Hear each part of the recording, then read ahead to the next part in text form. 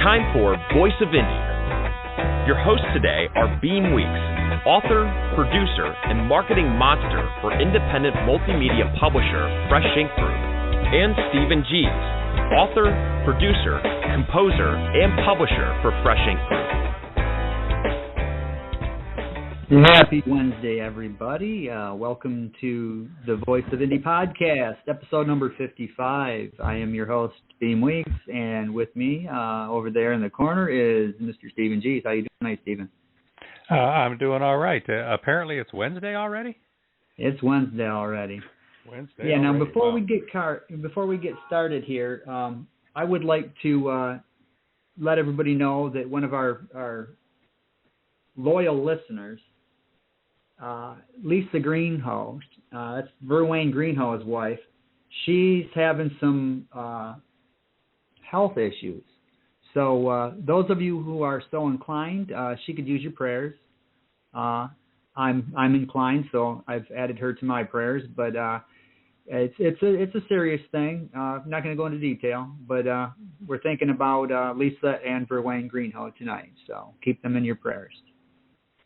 Yes, we wish both of them the very best. It's going to be a tough, challenging couple of weeks for them and maybe even beyond. But hang in there. We're all pulling for you and sending you our best. Yeah. All right. So you just saw an old friend of yours for the third time. Stephen? Yeah, Billy Bob Thornton. So how is Billy Bob these days? He's looking skinny. Every time I see him, he gets a little bit skinnier, but he's still kind of a crazy old coot. His band, the Boxmasters, played about an hour from where I live down here, and it's become a tradition. Every time he comes around, I go see him and then hang out afterwards backstage and get to meet him, take a picture with him. This time he was having a lot of fun. He was telling stories. He's got a 6-piece band, and he's telling stories about how they're all living in the old Monkees house out in Bellfire, California, and doing each other's hair and stuff like that. He's just a hoot. But it was a great concert, a lot of fun. Got one tomorrow night. Genesis tribute band Abacab is going to be in Woodstock, Georgia, and I will be there with a friend of mine, soaking all of that up. And then the following night in Center, Alabama, we've got a Steely Dan tribute band called Hey 19 coming. So I got a musical week planned. Yeah, for those of you who don't understand what a tribute band is, these are really good bands that do certain acts, and they'll do albums from the bands and whatnot. And these guys, most of these tribute bands are excellent. It's not like a bar band doing covers. These people are dedicated. Oftentimes they'll dress the part. They'll, if there are costumes, they put the costumes on. If they do an album, they'll do it in order, and they're just really cool. So these are a lot of these bands you're not going to see again, like Led Zeppelin or the Beatles, and this is your chance to kind of get a vibe for what they would have been like live. Yeah, like next month, my co-host Beem Weeks will be down here in Alabama visiting, and we're going to see a couple of Black Jacket Symphony Pink Floyd tribute concerts, which should be excellent too. And I remember last year I took a young lady friend of mine to see a Pink Floyd tribute concert. I believe this one was Brit Floyd, which is very, very popular, very well known around the world. I've seen them on PBS. And she was just shocked. She thought I was taking her to see like a bar band doing the covers and didn't realize that this is, all the lights, the stage show, everything as if you were going to a Pink Floyd concert. Even, the giant props, the big pig that comes out, the airplane, and all of that kind of stuff too. It was like seeing a concert, but it just wasn't the original Pink Floyd members up there doing the performance. And she said that she'd been arguing with a friend of hers earlier in the day about, that's not the real thing. That doesn't count. Why you go see something like that? And it's like, well, why do you go see Beethoven's Ninth performed by your local symphony? He ain't around anymore. But he wrote those songs with their performance for the public in mind. And now hundreds of years later, people are recreating the shows that Beethoven wrote and putting them on for new generations. Why can't we do that with Pink Floyd or Led Zeppelin or some of the great classic rock acts of our age, which are no longer out there able to do it? Sometimes members have died or they've broken up or it's just not going to happen. So I can't go see Pink Floyd next month when my friend comes down here to visit, but we can sure see Black Jacket Symphony put on one hell of a show. And hey, if people will pay money to see this thing that calls itself Leonard Skinner today, it's not Leonard Skinner. It's basically the same thing. It's a tribute band, but they've got one guy left in the band, Gary Rossington, and he's having heart issues, so he's not even on the tour right now. So that's a cover band, but people will still line up for that. I want to throw this in here. Verwayne Greenhoe, he said, on behalf of my wife, we appreciate your well wishes. Well, we're glad that you're out there, Verwayne, but definitely keep us up to date on what's going on. Yeah, we're hanging in there with you. Yeah, these another thing to consider too with these tribute acts is the cost. Now, see, Genesis is one of my all-time favorite bands. I used to go see them way back in when Peter Gabriel was the lead singer, and there would only be like 150, 200 people in the entire auditorium, and nobody knew who they were. And now Genesis is coming to Detroit in November, and in order to get a pair of tickets that I could afford, I had to get lower bowl in the back of the auditorium, 2 tickets for $750. Now, the Abacab concert that I'm going to tomorrow night, where they're going to play a whole lot of those same songs, it just won't be my original Genesis members, but it's going to be a fun show. Those are $40 a seat. That's a little bit of a difference. And after a while, when you get to be my age and you can't quite see as clearly as you could anyway, they start to look like those real Genesis members up there when you can save that kind of money. Okay. So at any rate, we got a book out this week called Hello, Chattanooga. We've been talking about this for about, 4, 5, 6 weeks now. 710 pages long with hundreds and hundreds and hundreds of color and black and white pictures. This is by David Carroll, who's the NBC affiliate news anchor in Chattanooga, Tennessee. He's a media personality, been known far and wide, especially around the Chattanooga area for many decades. Very popular guy. He's got a website and a newspaper column and some other stuff that he does too, plus some other books, including Volunteer Bama Dog that we published. So, Hello Chattanooga. It's out there now. There might be still a few places where, the cover's not showing yet or whatever as it continues to populate, but you can place your pre-order, and the book will be released next month, and that's Hello Chattanooga. And Beem has some opinions about the index in that book, which is quite pretty.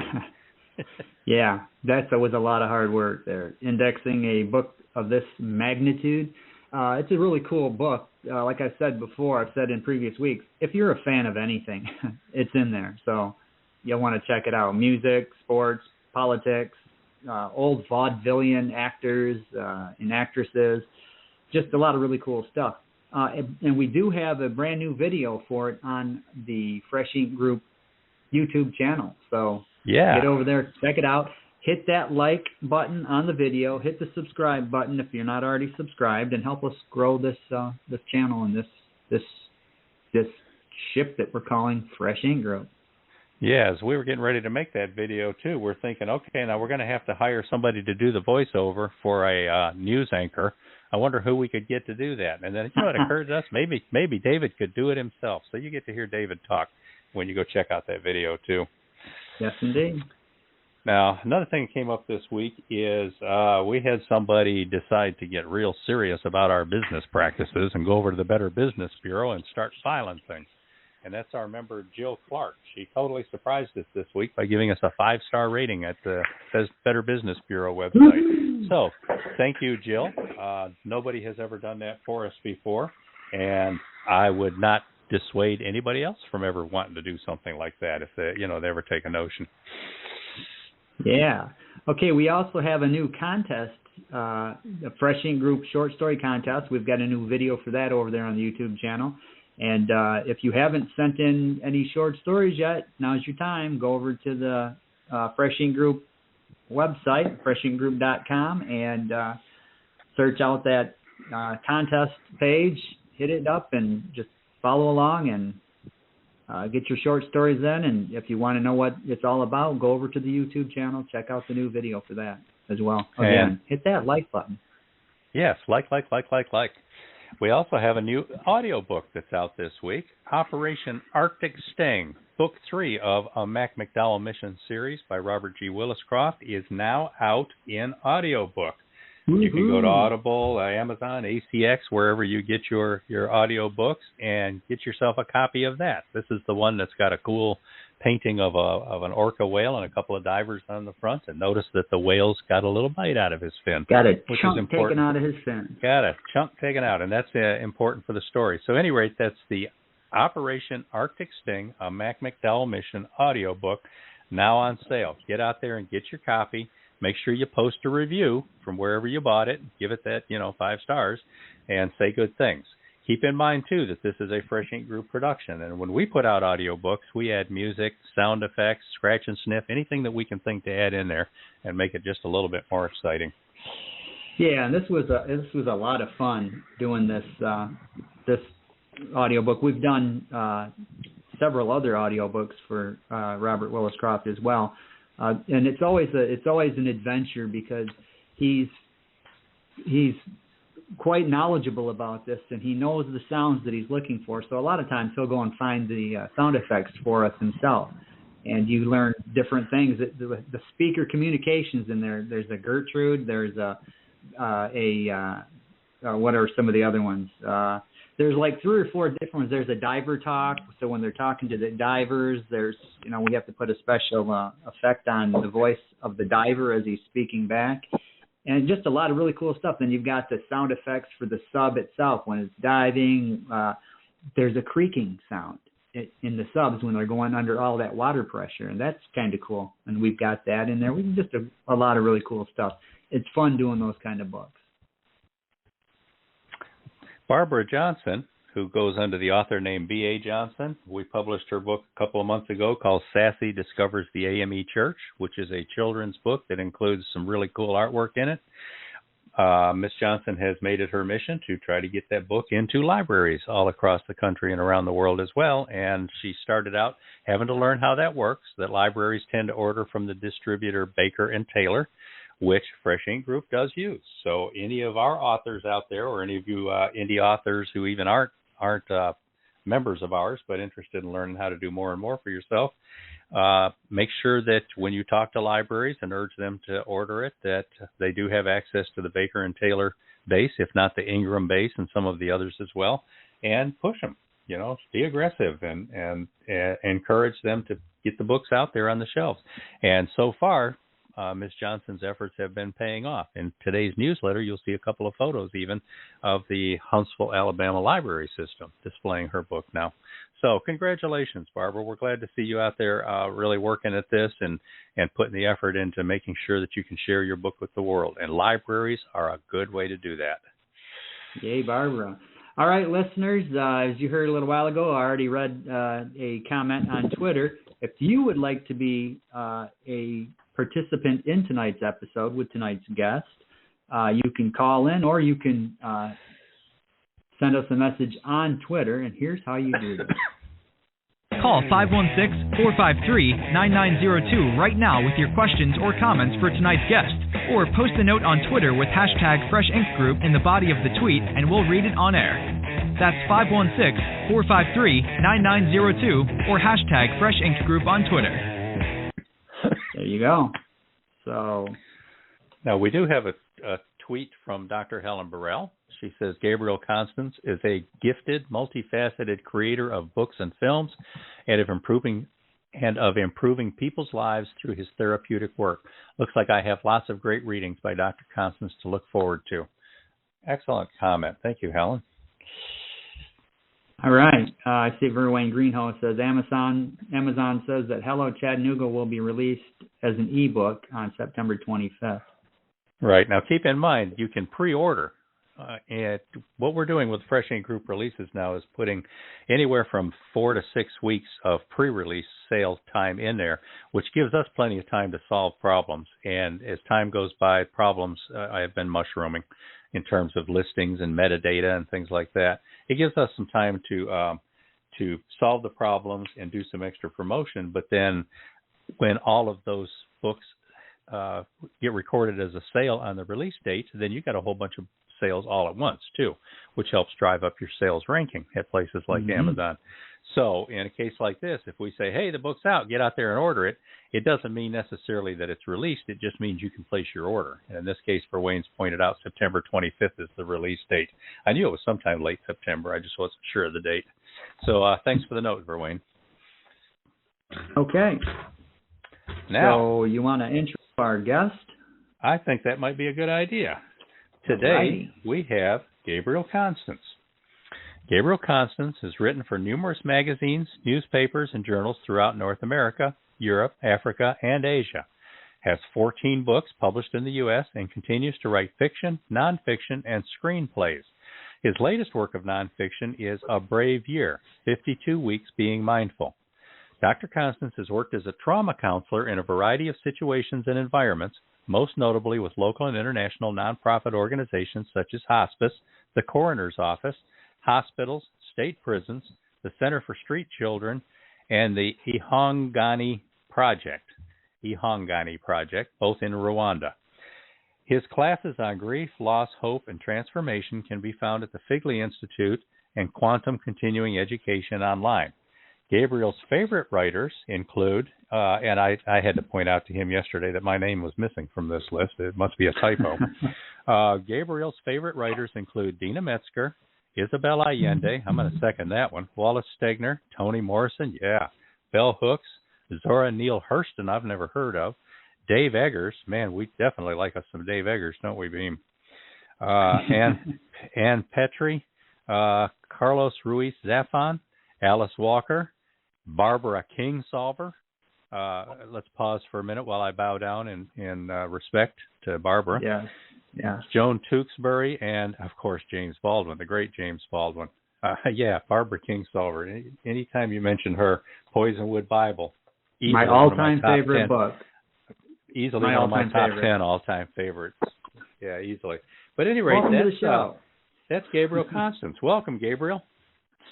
Thank you very much. I really appreciate you inviting me to the show, and you just made me want to go back and start reading all those books again and reading Barbara. And I actually am reading another James Baldwin short story collection right now, and it's just so amazingly good and has stayed with the time and holds true and probably always will.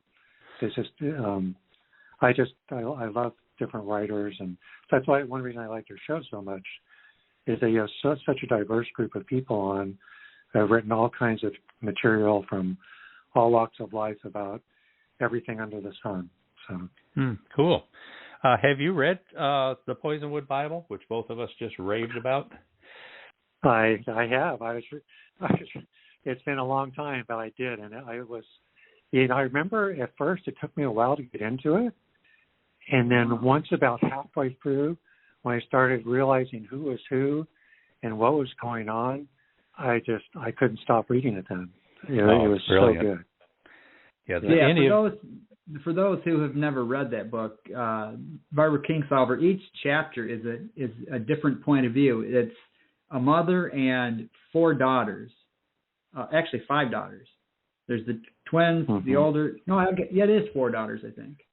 But anyway, each of the female characters has the point of view of each different chapter. So you're getting their personalities, and she was just brilliant in writing those personalities. The only one that doesn't have his own point of view is the father, which is kind of interesting. But just brilliantly written, I thought. Yeah, and each of those points of view, which alternate between the chapters, is also narrated by the character. So it's narrated in the first person, hearing that person actually speak. And one of them is I think it's teenage girl or slightly preteen who's special needs.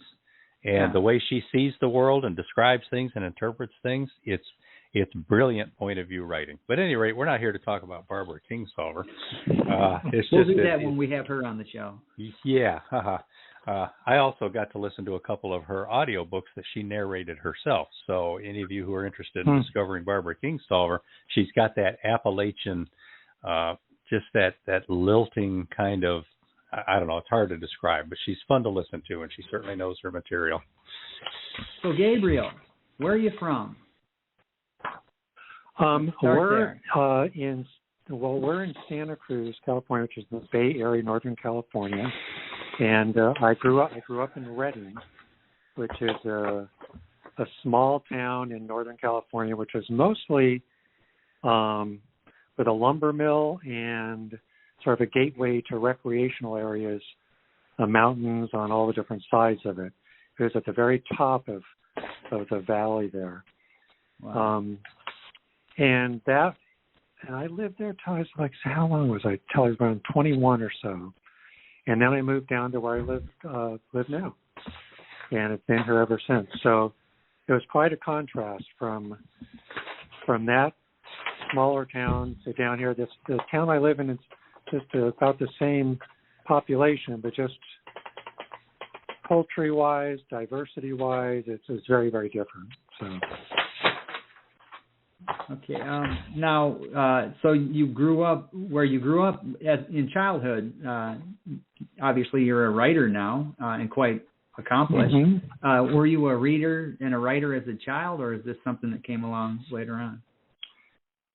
No, I always liked reading, but I remember especially getting into writing in high school.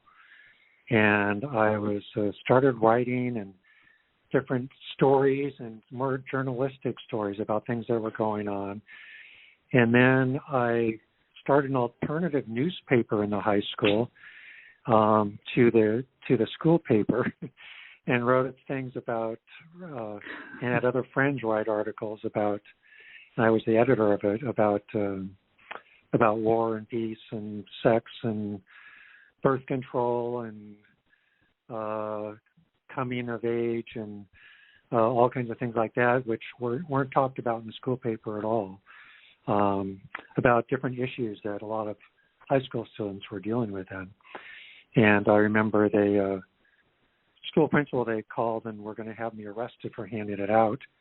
But when the lawyer came for the school district, they said, well, you really can't do that because he's only giving them out during breaks and lunch times, and he has a right to do it. So luckily I didn't go to jail for my writing. And ever since then I've continued writing. There was a period of time where I didn't write much at all, and then with my Lovejoy partner Audrey, who've been together about 33 years now, she not long after we got together, about a year or so afterwards, she had reminded me about the writing I'd done and really encouraged me to start writing again. And so that's when I really began writing a lot more and getting some short stories published, and my first book published around then.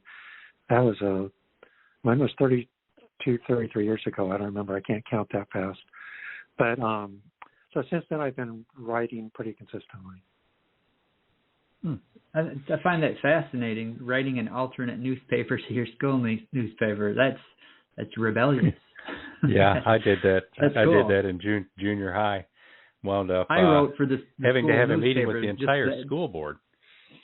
I just wrote for the straight school newspaper. I didn't even think about something alternative, which would have been cool. Well, I worked on the school paper too. That's where I was the photographer for the school paper, and actually the darkroom led out into the hallway.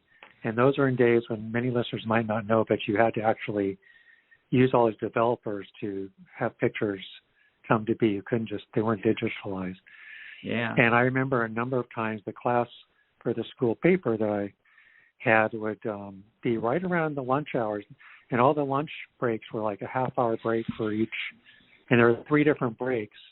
So I would lots of times develop a picture, and then I'd go out the other door, and I was able to go to 2 or 3 lunches a day at times without anybody knowing I wasn't in class.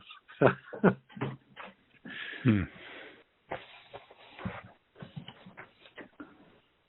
All right, Steven, you want to take the next one?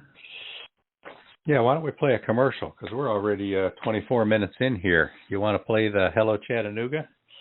Sure. Hello Chattanooga. Famous People Who Have Visited the Tennessee Valley features photos, stories, and complete listings of the entertainers, athletes, political leaders, and others who visited the area since 1900. Chattanooga has attracted some of the best-known celebrities in the world, thanks to our city's historic venues, beautiful scenery, and powerful people. Hello Chattanooga features hundreds of restored photos, behind-the-scenes stories, and thousands of fully indexed entries spanning more than 700 pages. I'm David Carroll. I've worked in Chattanooga television and radio for more than 40 years. I also write a weekly newspaper column and have written 2 other books, Chattanooga Radio and Television, a photo history of Chattanooga media, and Volunteer Bama Dog, a TV guy's love letter to the South, a collection of my most popular stories. Hello Chattanooga is proudly published by Fresh Ink Group in a keepsake jacketed hardcover edition with full-color interior printing, softcover with black and white photos, and all-color ebook formats worldwide. Take a trip back in time, enjoy great memories, and maybe even settle an argument as you learn the dates and places that your favorite star, athlete, or president visited the Chattanooga area. Cool. Yeah, and you don't have to be from the Chattanooga area to enjoy this book, I'm telling you. If you're a fan of music, from presidents anything. to rock stars to everybody in that, and the stories and the list, it's just really, really cool. And Verwayne Greenhoe over on Twitter mentioned that he did order his copy of Hello Chattanooga, Famous People Who Have Visited the Tennessee Valley, to be auto-delivered wirelessly to his Kindle on September 25th. So let's all be like Verwayne. Get out there and order our copies. It's a fantastic book. We're looking forward to getting some feedback from readers out there. Indeed. So tell us about your family, Gabriel. You've mentioned that you've been with your wife for 32, 33 years, although she's probably noticed you didn't know exactly how long that was.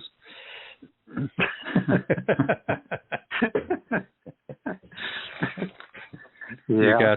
You got kids, siblings, famous relatives, people in prison. What's going on with your family? Well, I don't know any Billy Bob Thornton, but I do. I had a one-night date with Joan Baez. Ooh, who sweet. Was and when I mean a one-night date, I meant I stayed out behind where she was having a concert and talked to her manager for a long time till I got her to come outside so I could get my picture taken with her. And so that lasted about 5 minutes. She said it was really cold out and had to go back in. So that was the end of our date. But other than that, we've got five children, 3 by way of birth and 2 by way of adoption. And all of our kids are adults now, and 4 fantastic grandkids, and they all live a variety of places. Some in Santa Cruz are close to Santa Cruz, some up in Portland, Oregon, others up in Seattle, Washington. And sisters, I got one first sister, and then a whole lot of foster sisters.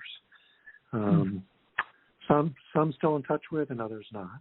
So, are there other writers in the family? Like, are any of your kids showing an interest in following Dad's footsteps? Well, a couple. Actually, about 4 of the kids are really good writers. They're really good. They write in different ways in different times, and I've actually said a number of times to them that they should do more writing, but it's not something that any of them really want to do that consistently or full time. But they're very good. Some are actually, I thought in some ways better than the way I write. And but anyway, I wouldn't ever encourage people to write, but I never would want to make somebody write at all. So yeah, one owns his own business, a tea room up in Portland, like a English high tea, but since it's in Portland, it's very quirky, and it's not the traditional. It's a traditional high tea with all the trays and all that kind of stuff, but it's called Lovejoy's Tea Room of Portland, and it's wonderful. Him and his partner are doing really well, and our other daughter in Seattle is a physician, and She's doing well, and another daughter teaches and a special ed teacher and was especially close by, and her wife are down in Carmel, the two of the kids, and her wife is a wedding planner at a very famous national wedding place where people come from all over the place to have weddings. And our other son lives up in Portland, and he works in education as well with a group called iMentor, which is based out of high school, and based out of New York, and they work with high school students, mentoring students all across the country. And then we have another son that lives here in town, and he's lives on his own, has his own apartment, is really great with. He's a gamer. He's really into games, and that's his thing. Games and going for walks. So. Well, as a retired trauma counselor, then obviously you spend a lot of your time writing nonfiction, fiction, and working on screenplays. And I noticed you were executive producer on the Last Conception, so that means you're also spending a lot of time, making phone calls, talking to people, trying to worry about getting money together and putting a project together and everything. What other kind of stuff do you do? I mean, do you raise daffodils? Are you a frog collector? How do you spend your time?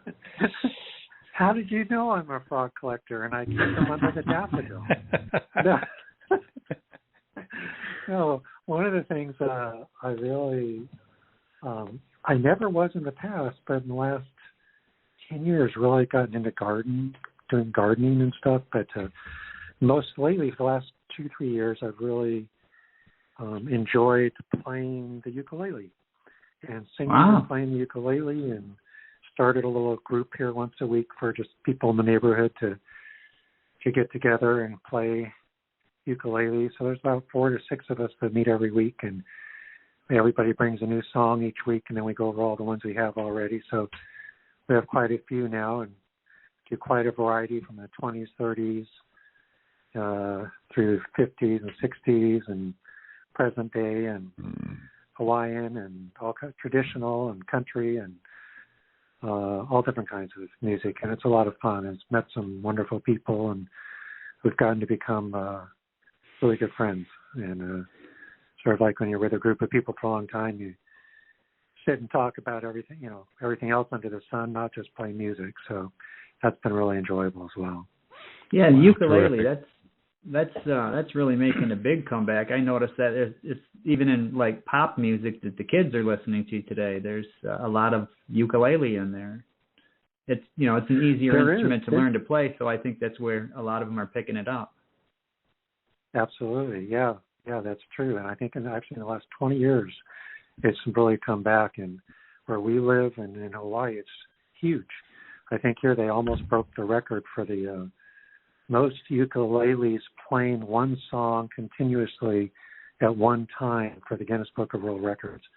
I think they're only a short period of time, but that's how many ukuleles. And I started collecting ukuleles, and they've been around since the 20s and 30s. And I found out actually fairly recently that George Harrison was a huge fan of ukuleles. Oh yeah. And and he would buy them and give them to friends, and he would invite Eric Clapton and Bob Dylan, all different people over his house. Hey, come on over and let's play some ukulele together. And, some were like, okay, we've been playing this for a couple hours. I got to go.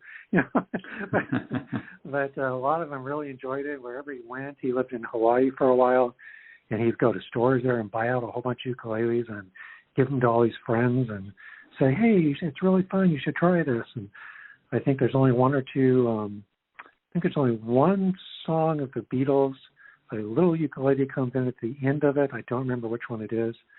Other than that, he has a ukulele once or twice on his own albums. But just very, very little, though, yeah. Yeah, Paul McCartney, I believe it was, did a tribute to George, and he played, I'm thinking it was Something on the ukulele. I think it was. I think you're right. I think it was during a tribute to George Harrison when a whole bunch of people got together played a lot of music, and he played the ukulele in one song. I think it was something, something in the way, something. I think it was, he did it for, with the song Something, yeah. Yeah. Probably on YouTube. Yeah, I think ukulele's gotten real big since Slash played that searing lead on Michael Jackson's video, Yeah. I've tried playing the lead like for California by the Eagles on the ukulele, and it just doesn't sound the same. Now we have a Fresh Ink Group member author, Andrew McGregor, who is a bagpipe player, and he's out there doing bagpipe performances in Santa Monica every evening. Oh, wow. So maybe we need to get Stephen King and a couple of other writers too, and call them the Rock Bottom Remainders too, and see what we can do. we got Kanoi Kay. She's a ukulele player. Yeah, that's right. A lot of people in her family are. And she, Kanoi Kay just sent us, all of our Fresh Ink Group people, some CDs with Hawaiian music that she put together for us as a thank you for doing such a nice job on her book. So again, thank you for that, Kanoi. Right. That was very cool. Yeah. Turns out my father really likes one of those too, and he's been sneaking it from me. So Gabriel, what's your process like? I mean, are you one of those Elmore Leonard, I write it on a legal pad kind of people, or you use software? You write in the morning, evening, whenever you feel like it. What's your writing world like? Well, that's interesting. Usually when I'm writing something, first there's a lot of thinking about it for days, sometimes months, and actually for the next screenplay I'm going to do for. Actually, the screenplay I just finished and actually just got accepted. Actually, it's going to get produced. I just got that this week. That took about how long? 8 or 9 years of thinking about writing that script. But once I decide to sit down and actually write something, I usually have this similar process that I go through. First, everything in the house. Now that the kids are older, it's easier with nobody else here during the day. It used to be, I'd watch kids, go to school in the evening, or work in the evening, do schoolwork at night after I get home from work, then get up and be with the kids all day while my ex-wife was at her work when I was with them during the day, and things like that. And the only time I could write would be late at night, which is pretty exhausting. But ever since the kids start getting older, process I usually go through is first I have to have everything in the house. It's very, what do you call it, OCD or whatever that term is. But I have to have everything done first that I have to have done in the house. I mean, it's like I have to have the dishes done. Everything's got to be in the right place. If I had to water the plants outside, I have to do that first. And I can get all that done, and then I try to sit down around the same time each day. And then I take about 2 to 4 hours, depending on how much is coming forth at that time. And I write. And I usually do that every day until until the first draft of that's done. And it's interesting. For nonfiction, I always just start writing right on the computer and on Microsoft. I don't know why, but I do. I just start getting notes or research or interviews I've done, et cetera, whatever it is for it. But for anything I write for fiction, I sit and take a tablet, a line tablet, not a handheld tablet, and I write in longhand, and I write out whatever the story is in longhand first. And I do the entire story, whether it's a short story, a novel, or a screenplay. I will do it all in longhand first. And I go back and cross out some stuff and do it, but mostly I just write it out as it's coming through, as I'm thinking about it and what happens next. And a couple books I've outlined ahead of time, but most I just write as I go. And I don't have any set structure in mind until I start writing and just see what happens. And then when I start editing, that's when I it starts when I start translating or taking everything I wrote on the pad on the computer, and then that's when I start editing it and typing it up on there, and then I go through and edit it on there, over and over and over and over and over and over. So that's and in the last number of years, actually the last 10 years, pretty much whenever I've written something and I feel it's really done to as much as it's ever done, which is, you could have a whole show about when you know it's done or don't know it's done, or is it done, do I need to edit it more, et cetera. You could go on and on about that. But usually then I have it edited and send it to somebody else to edit and just proofread and edit. I never used to do that, but just for grammar, if nothing else. And then that always makes it so much better. And usually they notice things also that I may not have noticed too. Yeah, exactly. It's always good to get that second set of eyes on your work, because you're so close to it that maybe you don't pick up on certain things. Absolutely, and it doesn't always have to be an editor, but it's hard sometimes to find a friend or family member that's really objective, that is really a good editor also. That's really good at looking at it with an editor's eyes. But some people do have family members or friends that can do that, and that's great if you do. It saves a little money, but but I would really recommend going to somewhere like Fresh Ink or individual editor somewhere, or anybody to get it edited. And it doesn't, you can find places where it doesn't cost an arm and a leg. And a lot of people, you get recommendations from people on Twitter. That's where I've gotten a lot of them in the writing community, and other writers. And they can let you know who's worked really well and who hasn't, and it has reasonable rates.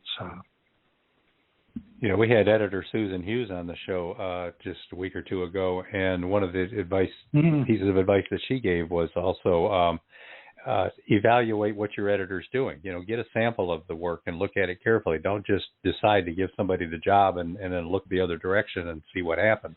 You have to participate and know that the editor is understanding what you're trying to do. Because sometimes an editor will think, well, I'm fixing this thing, and it's like, well, you're fixing something I did on purpose. So the question here is, did I do it on purpose well? Is that what needs fixing, or whatever? So it's a very interactive kind of a process, whereas a lot of people think you just mail it off to an editor and you'll get it back in so many weeks, and that's all you have to do, and that's not how it works. So that's good advice. That's a good point. Yeah, that's a good point. And I know Susan too, and also D.L. Finn, who you had recently. So, okay. Oh wow. Yeah, small world in the indie community. Yeah, it is. Now you said you've outlined. You said you've outlined a couple of times. Have you done TV writing or just feature film screenplays? Just feature film screenplays. Okay. I did write a bunch of short plays, and that became a book, and then got a stage company in New York did it. Once or twice to help raise money for to support women with cancer, because the play is called The Goddess of Cancer and Other Plays, and the primary play in it is about story in there is about a woman who is literally cancer incarnated, and different people, different women from all variety of ages and walks of life come to talk to her, who have just recently had cancer or have it and are going through treatment, or some that are not treatable. And they come and talk to her as if she's a person and how she's affected them, etc. And so that's what this one play is. So this one company there put it on to raise money. But yeah, mostly feature screenplays. So. Yeah, I'm curious about that because way back in the day, we're talking decades ago, I used to do a fair amount of television writing and executive producer of some ongoing TV shows as well. And I found that TV writers tend to be outliners because, you've got that structure. You've got I've got 8 minutes here, and then I've got 8 minutes, and then I've got 6 minutes to resolve it, and then 2 minutes to wrap it up or whatever. So you have to be really, really tight, almost, drawing boxes or charts or whatever and putting your little notes in there. It's like, whoa, we have to introduce this in the scene 2 so that it can be ready in scene 3 when we need it, and, all of that stuff. So I have never met a TV writer who was not a hardcore outliner, but feature film writers tend to be kind of seat of the pants, go with the flow type. So I'm kind of not surprised by your answer being kind of in the middle there. But that process is very interesting. And a lot of our writers out there are interested in getting into television or feature film screenplays, especially now there's such a huge explosion in cable TV, the Netflixes and the Hulus and so many different companies putting money out there and trying to buy content. This is the golden age again. It's time to get out there and start hustling your stuff. So, thanks for sharing that with us. That's a very interesting part of that process. Yeah. TV writing is a really different thing. I have so much respect for people that write series because they have to storyboard everything, and you have to have everything. So I don't see how they keep track of everything. Some of our favorite series we watched, you just think of that series, The Gambit, The Queen's Gambit, and different just almost any series that's really good, really well done, so intricate, and so many different characters, so many different things happen, and characters and things that come back later that have an effect on what happened with somebody else. And sometimes I turn to my wife and go, my gosh, how do they write that? It's just so amazing how they can do that. And so hard and takes so much time.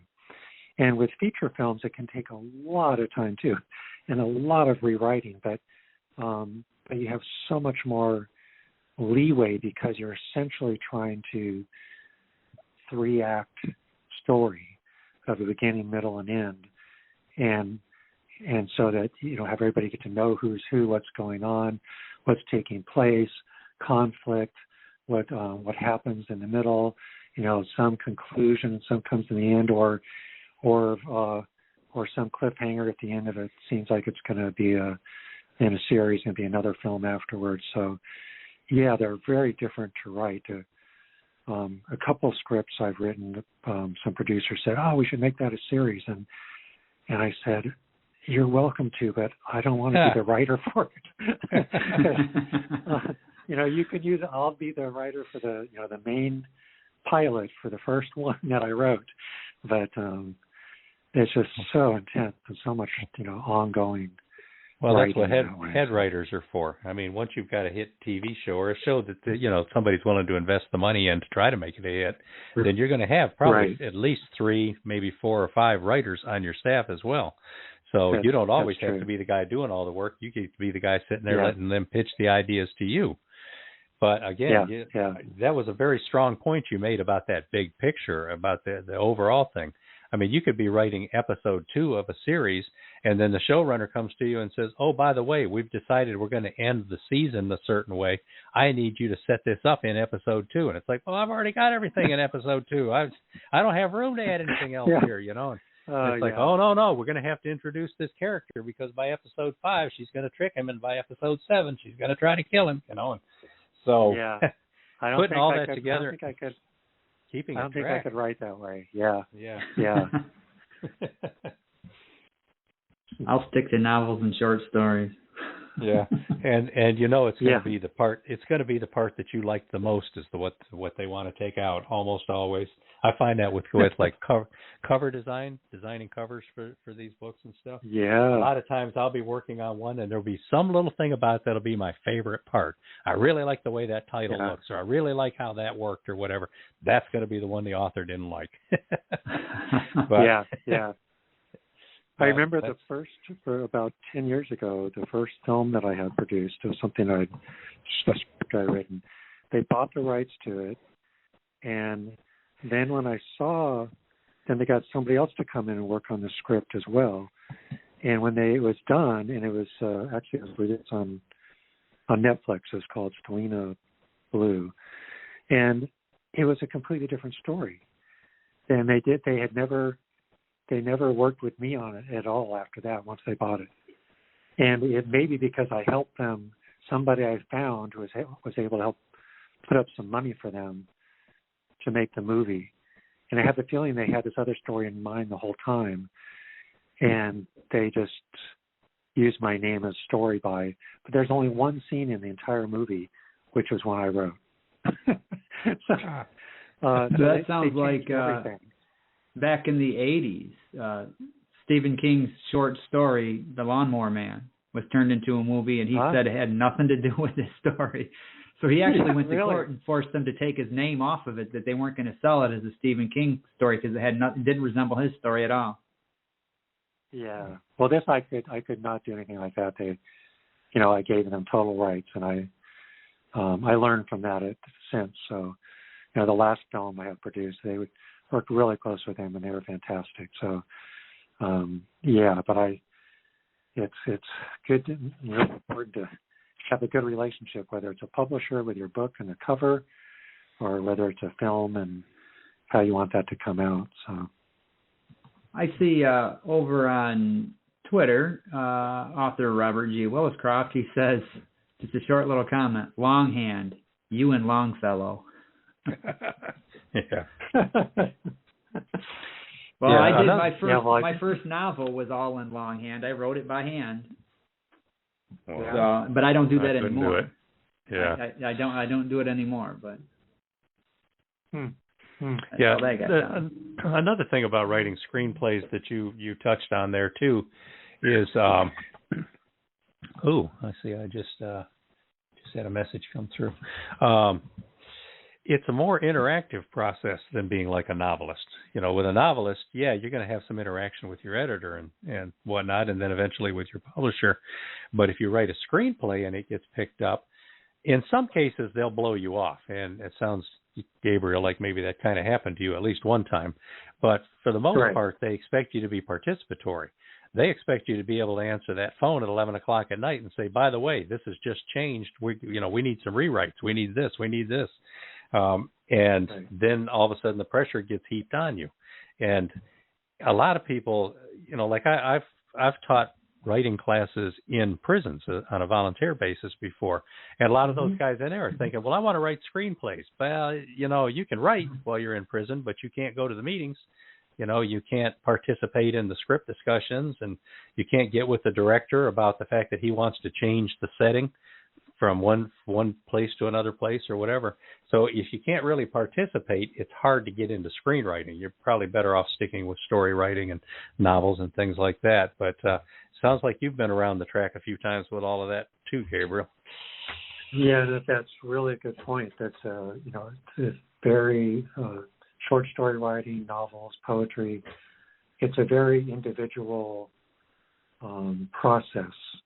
And if you get if you start publishing it yourself or getting it through a traditional publisher, then you work with a publisher and editor from that respect, and they give ideas or suggestions or want you to work on things. But that's usually just a couple of people. When it comes to a screenplay, writing it and getting the first thing, the first draft and everything done until you get to the point where you feel like it's really working. And then the whole process of trying to find a producer, that's a whole process in itself, which we can talk about if you'd like to. But then if you are lucky enough to find somebody who wants to produce it and or direct it or put together a package and approach other people to provide the funding for it, then it becomes such a collaborative process. It's like a whole community of people. You're ending up when you start out as just the producer, whoever puts up the money for it. That can be 1, 2, 3, 4 executive producers, and they will have opinions. Two or three different producers, and they'll all say, "Oh, what about this? What about that?" And you'll have the director come and say, "Oh, I think maybe we should do this or that, or change it, etc." And then you have all the casting director, and then you have all the cast and who's in it, and how they see it once they're on set. If they feel like things might work, then they talk to the director about maybe, what do we think of this? And then they talk to you. And then when they're going through editing the film, they may say, oh, this doesn't work. What about this? And so the editor can get back to you. So it just becomes this ongoing, it can be up to half a year to a year of collaboration with all these people before the film is actually ever done. And then whether it ever gets distributed is another story. And then whether it gets seen by anybody is another process. So in many ways, the odds of getting a script produced, picked up at first and then produced, and then getting a distributor and then having it seen, the odds are not in your favor. Not at all. It's probably 10 times more difficult than finding a publisher publishing, because it's also more financially, you can go out and make your own movie, but it's not like self-publishing where you can go and self-publish it. It's so much more involved if you try to make your own film. And then to try to get it to any reputable distribution or picked up by anybody is almost impossible. Yeah, I would think the distribution would be the hardest. Yeah. Yeah, and a lot of distributors want to have the some production companies and distributors some production companies have their own distribution or have agreements with distributors already. But most distributors want to either see the movie that's already completed. They want to say, oh, show us a clip from it. And, is it all done? And when it's done, then we'll give you these terms. Yeah. And we'll show it we'll sell it to these places. But yeah. And we'd really like to see the audience give it a standing O at the film festival where you first air it. Yes. And that's the other thing about film festivals, and some really well-known film festivals can be really doors to getting it picked up for distribution. The competition is fierce, but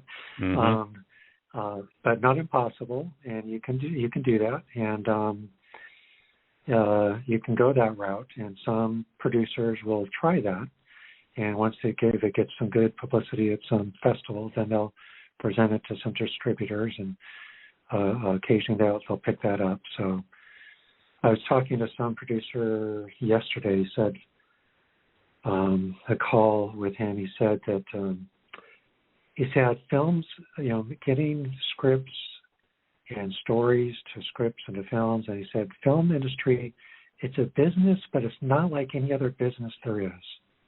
He said because films, if it gets made, it can get made in 100 different ways.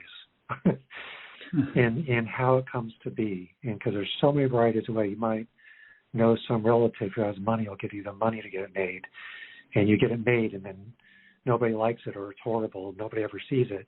Or you can get crowdfunding for it, and you just get $100,000 and you get it made, and it gets really well accepted in a festival, and then a bunch of producers want to distribute it, and or you can just do it yourself and try to get it, send it to film festivals online, which there's a lot of them now.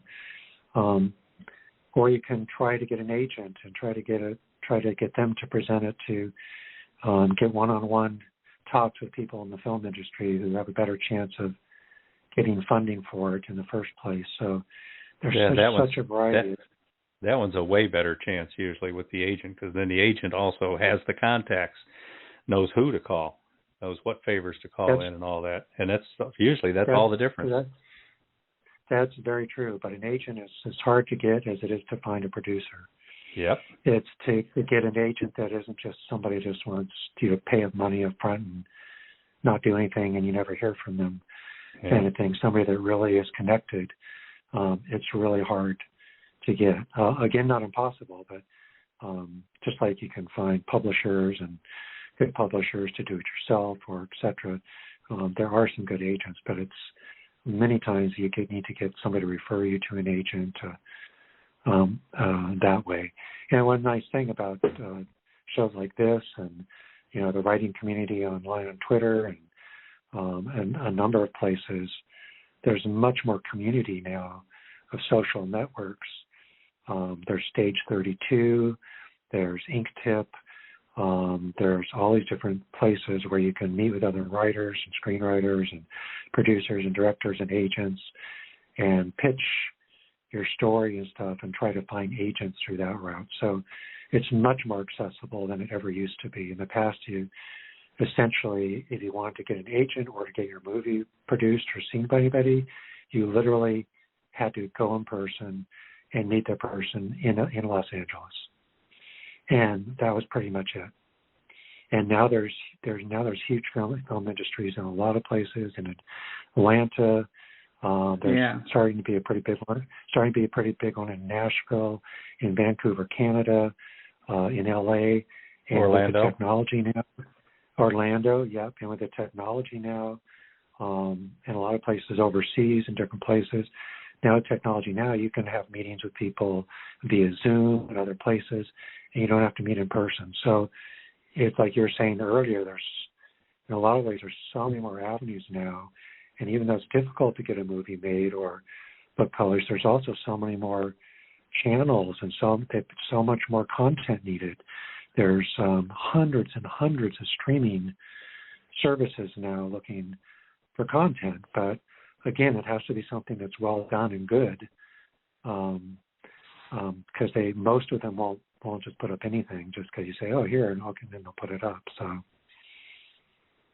Yeah. Now, one big evolution in the agenting business that's happened in publishing in the past 10 or 15 years, which I assume is probably happening in the film and television industry too, is used to be that you could approach an agent and you were trying to pitch yourself, your capabilities, your future potential, and to get that agent to believe in you. And usually you're showing, a sample of your work. Here's the book that I wrote or whatever. And now in the publishing industry, it has gotten to the point to where an agent will not even talk to you unless you've got a track record. Show me that you self-published that book or went with an indie publisher and sold 10,000 copies and built your following to 100,000 followers. Then we'll talk about me being your agent, because that agent has to then go to publishers, acquisition editors, and various people. And that's one of the first questions that agent's going to be asked. Well, what kind of track record this person got? Has he got a platform? Has he got something he can stand on that people will pay attention to him, or is this a nobody that nobody has ever heard of?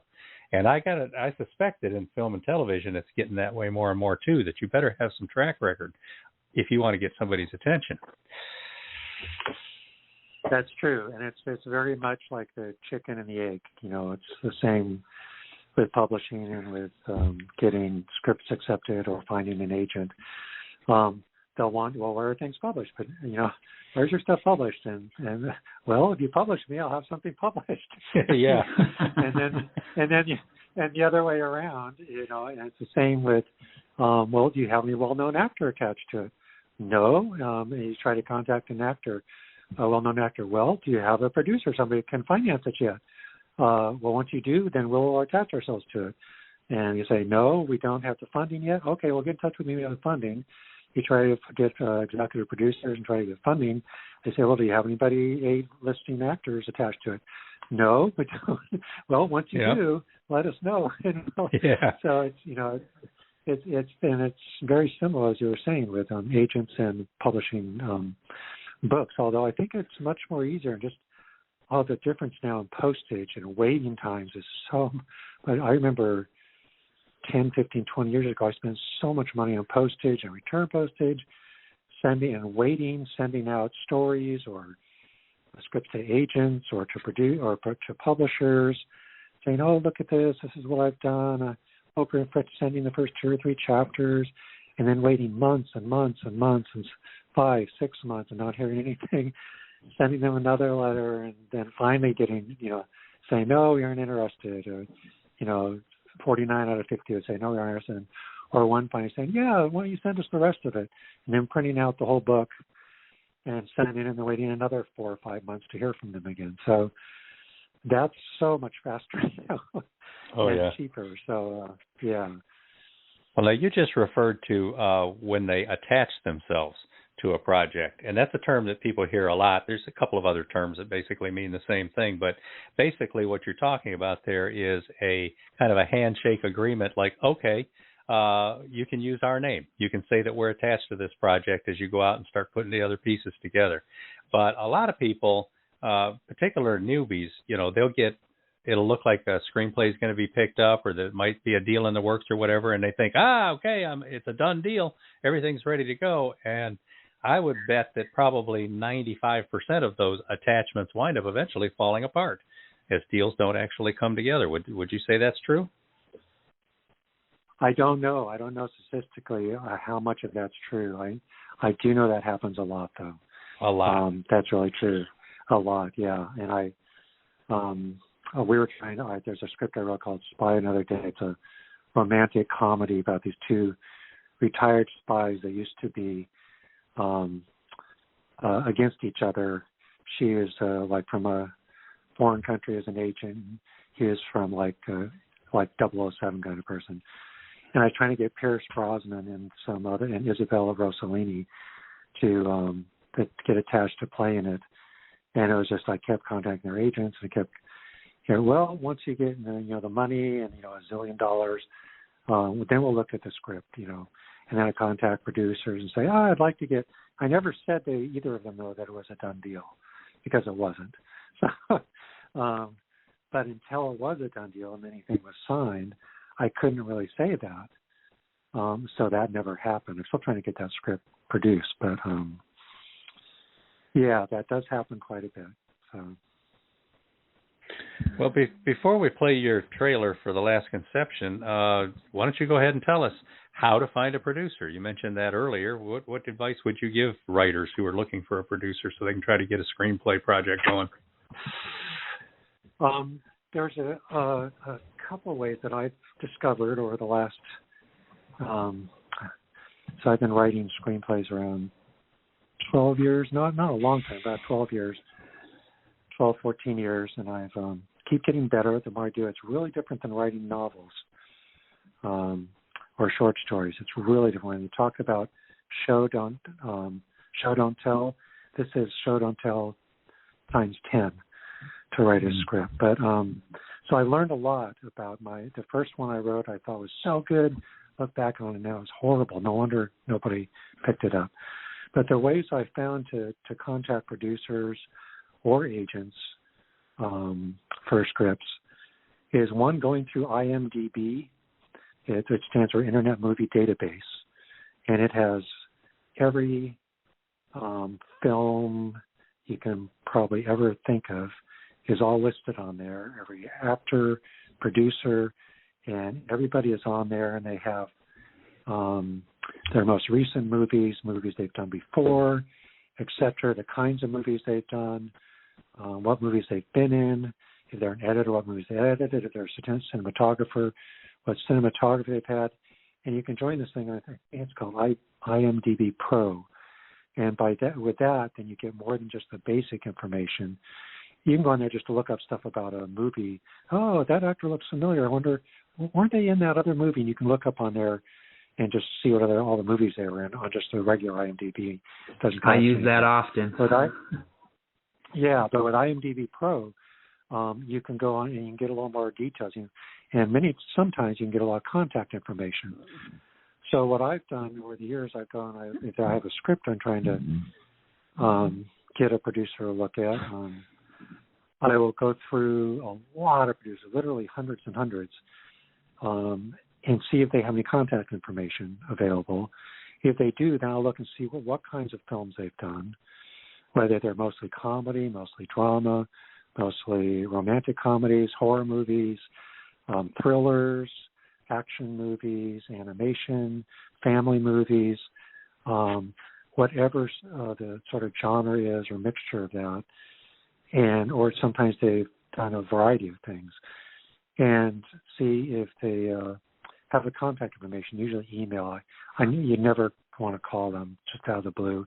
That will never work. Never. So they have it. Never. So if you have an email, their phone number, write it down, but don't ever call them. Just an email. And then the same thing with this other online network called Stage 32. You can go and join that. That doesn't cost anything. And you can connect with other writers, screenwriters, sometimes producers, and it's sort of like Facebook or Twitter. You can follow them, they follow you, etc. and then many of them will post the kind of things they have, or they're looking for certain things. And then there's this other thing called ink tip, and that's something you could cost, how much I think it's raised. It's around $40 every 3 months.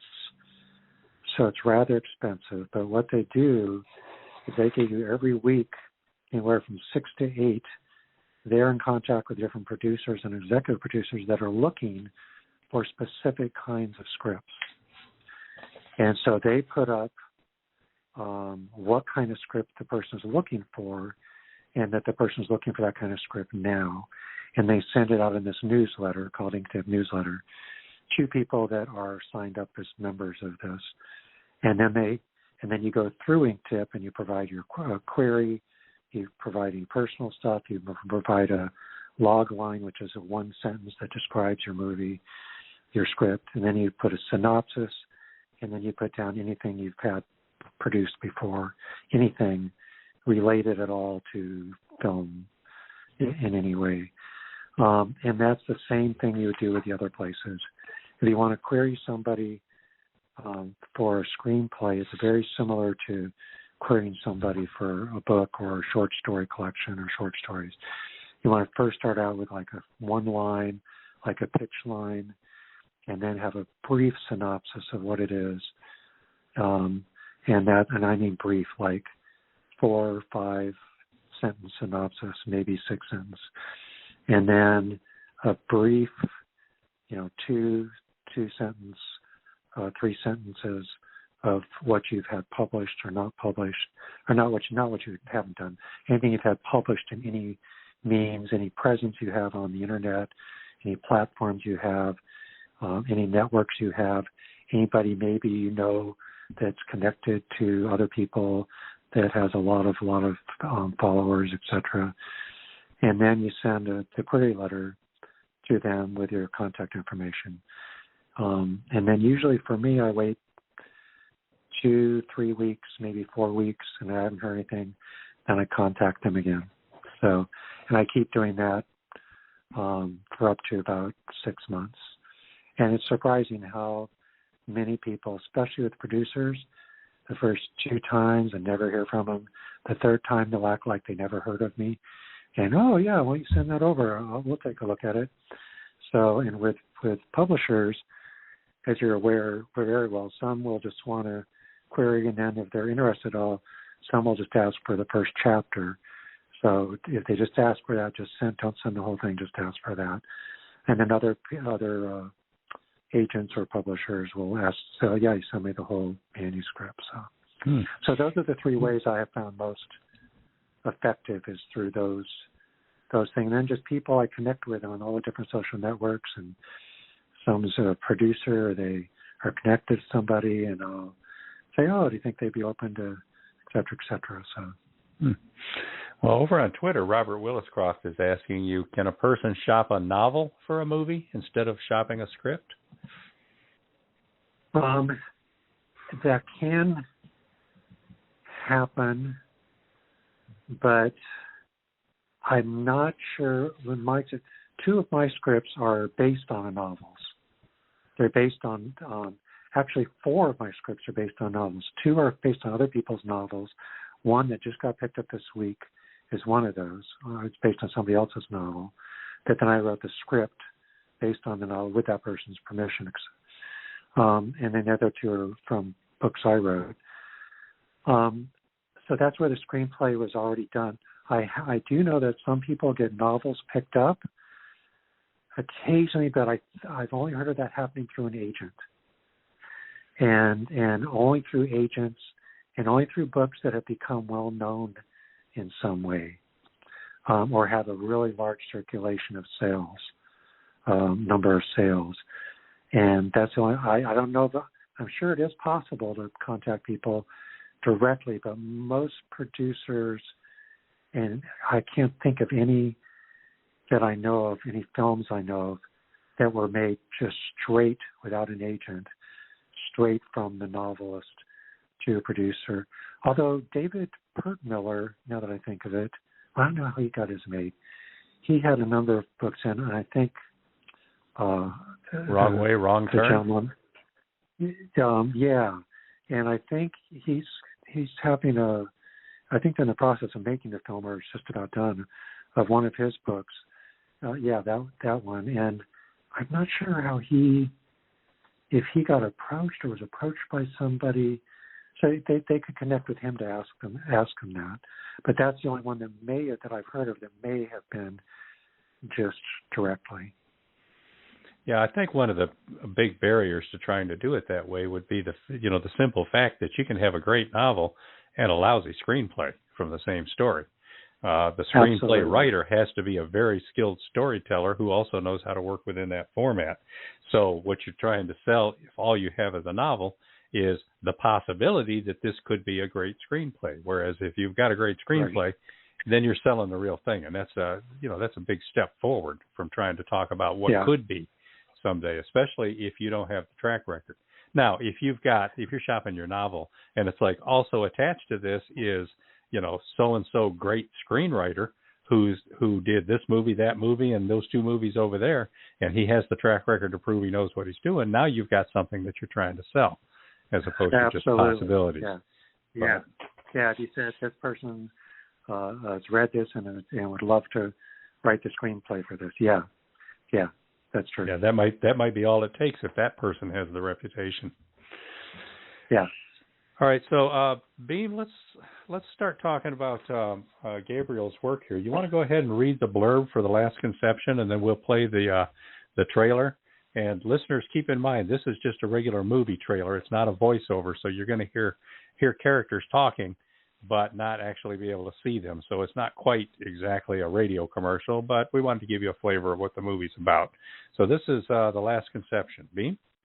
Yeah, and the blurb reads as, passionate embryologist Savarna is in a complicated relationship with two different women when she is told that she must have a baby. Her conservative East Indian American parents are desperate for her to conceive of her not being married. They insist that she is the last in line of a great spiritual lineage. In the process of choosing her lover and having doubts about her ability or desire to conceive, Savarna begins to question the necessity of biology and lineage within her parents' beliefs and becomes forever fascinated with the process of conception and the definition of family.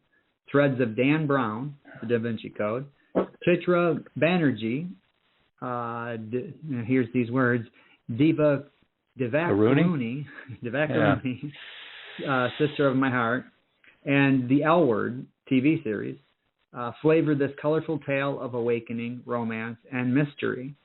And that is called The Last Conception. And the trailer is on YouTube, so you can go over there and check that out. Yep, go ahead and play. All righty. What? You're 30, fam. What do you mean, so? We're getting old, okay? No 30-year-old woman just brings a friend to dinner. They're gonna know. Okay.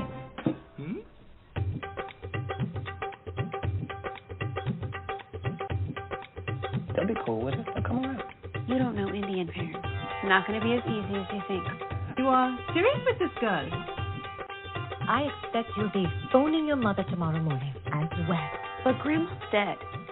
Not that one. We have something to tell you all. We are Buddhists.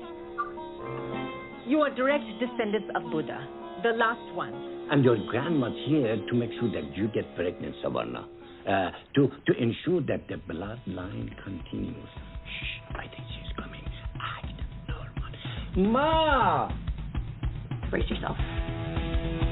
Having a good time, I hope.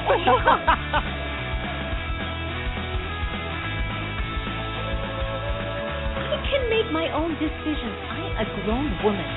Don't tell your father.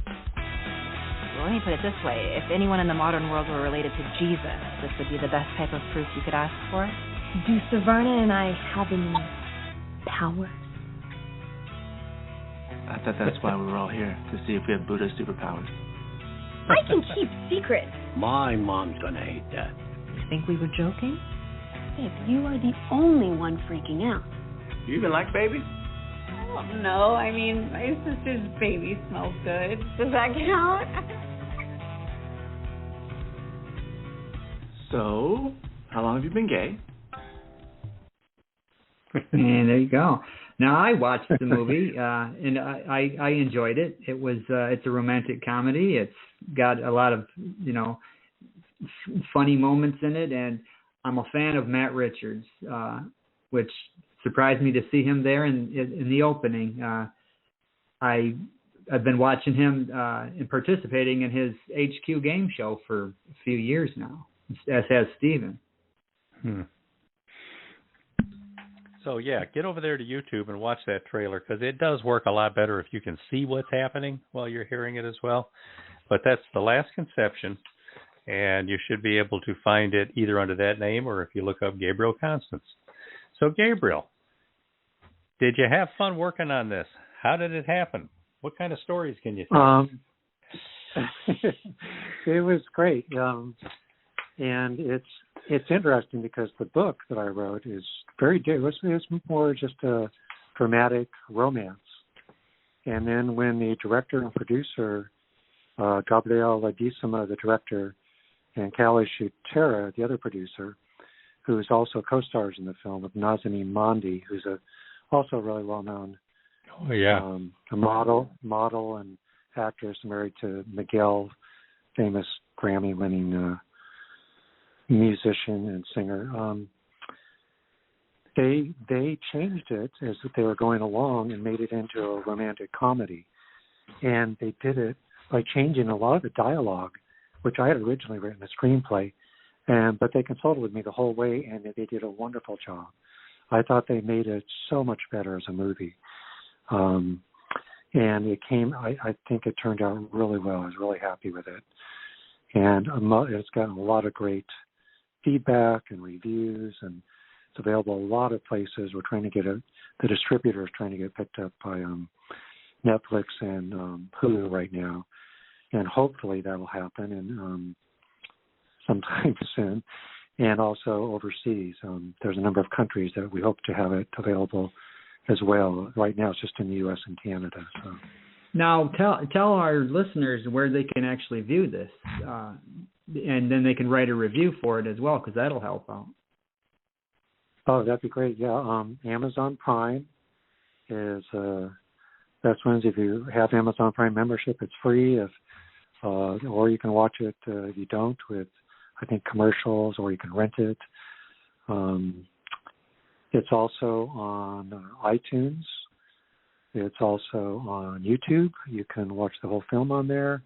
It's also on Fandango. It's also on Vudu. It's also on Rogers Cable in Canada. It's also on DirecTV in Canada. It's also on a network called Wild TV, WILDE. And I'm probably forgetting a couple other places. It's on 3 or 4 other places as well. So, yep. Spread the word, people, and definitely post those reviews. Now, what's the status of your Cry of the Sea screenplay? That is the one that just was talking to the producer last week. We had this long phone conversation, and they're writing up the contract for me right now. So I hope to get that soon, and they're going to be putting together a package and approaching a number of people at some very well-known studios that they think would be interested in producing this. So that's very, very exciting. And I'm waiting to let the book know about definitely happening until I get the contract. So yeah. There's another book. The other book I wrote, a screenplay for that called Elizabeth's Landing. It's a great book, and I think a really good screenplay, but I'm still trying to work on finding a producer for that. And about this woman in this coming-of-age story, this 16-year-old goes to a small town in southern Texas. Her family moves there, and she finds this turtle on the shoreline and tries to protect it, and all these people wanting to get rid of build on the land there. She tries to fight that with her family, and so it's sort of an environmental coming-of-age story, and it's really good. And Cry of the Sea is a similar story, but it's about sea life and mermaids and an Indian American environmental family in the Pacific Northwest. So, okay. Now, we want to urge our listeners, get over there to wherever your favorite retailer is. Look up Gabriel Constans. He's got other books for sale, Buddha's Wife, St. Catherine's Baby, The Skin of Lions. Here's my favorite title, Zen Master Tova Tarantino Toshiba, The Illustrious and Delusional Abbess of Satire. But anyway, there's a lot of good stuff over there. We don't have time to get into all of them right now, but go check it out. Get your copies. Make sure you leave good reviews for stuff and help spread the word. So, Gabriel, how do people find you? How do they contact you? What's your handles out there on social media? Are you on Instagram, Facebook? I'm on Facebook, and I believe it's just under Gabriel Constans, Gabriel Constans, and it's same on Twitter. It's at Gabriel Constans. I believe it's the same on Instagram, though I never go on Instagram, so I don't pay much attention there. other than Nazanin and Miguel are both on Instagram and have millions of followers, so they talk about the movie that she's in on there, which was great. But other than that, I haven't gone on there much. I'm on LinkedIn as well under Gabriel Constans. I don't have any other names, so it's pretty easy if you spell my name right to find me. I also have a website, just gogabriel.com, and I believe my email is on the About page, if I recall. But through Twitter, you can send me a message through Twitter. I'm on there pretty much every day, connecting with other writers and screenwriters and artists and different people, and that's it. You can you can just try to contact me through the ether and send good vibes and energy, and and I'll maybe pick it up on my ukulele strings. Yeah, and if people want to get a hold of you also and they didn't catch any of that, they can always go to the Fresh Ink Group website, freshinkgroup.com, and use the contact form and say, hey, I want to send a message to Gabriel who was on your show the other night or whatever. So there's another way to contact you, and we can just forward that to you. Okay, and listeners, if you came in late and want to hear the rest of this show or you want to tell others about it, you can go to our archives, go over to our YouTube channel at Fresh Ink Group, and look for all of our podcasts there. You can go to 3 of our websites, freshinkgroup.com, beamweeks.com, and stephengs.com. And all 3 of those websites have a tab called Podcasts. And you know what's under that tab? I'm not going to tell you. I'll let you figure that out yourself. But we also are on Spotify now. So get over there and check out these episodes and help spread the word about Gabriel's appearance tonight, because not only is he a great writer and screenplay writer who has a lot of interesting things to tell, but he also had a lot of good advice for writers who are looking to expand and get more into movies and television, too. Indeed. And also, listeners, be sure to get over to the Fresh Ink Group website, freshinkgroup.com, and scroll to the bottom of the page and find that newsletter and subscribe to it. Yeah, definitely. You'll be in the know for everything. Well, okay, we are next about week, out of time. Next week, David Carroll talking about Hello Chattanooga. And thanks, Gabriel. It was fun talking to you. Yeah, this was a really fun show. Yeah. I really enjoyed it. Thank you so much. All right, we'll talk again soon, Gabe. Yeah, maybe we can do this again. So, again, listeners, David Carroll next week, and everybody have a safe and wonderful rest of your week and weekend, and we will see you back here again next Wednesday. Yep.